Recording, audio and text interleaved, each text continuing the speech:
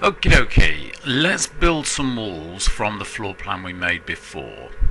This is going to be a volumetric model. This is for external viewing. I'm not worried about internally, so I'm just building these up as blocks.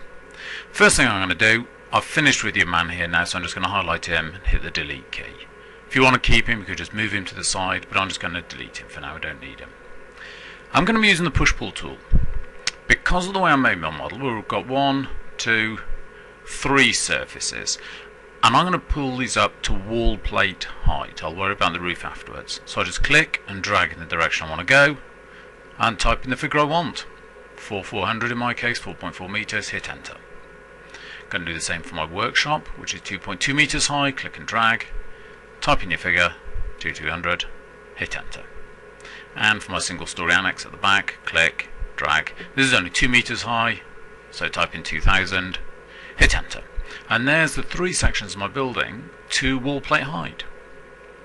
I do want to clean it up though, because of the way it was made out of rectangles, we get these lines that we don't need. So I'm just going to click on anything I don't need, hit delete, and it'll go. Good idea to keep your model clean as you go round. I've got a line here we don't need, just click, delete. And underneath, I don't need these bottom surfaces, click delete, click delete, click delete. We'll have that line too, click delete. The less you can have in your model, as it gets more complicated, you'll be able to keep track of it more easily, and it'll render faster because there's less the computer's got to generate. So there you go, it's your basic model up to wall plate height. Thanks a lot.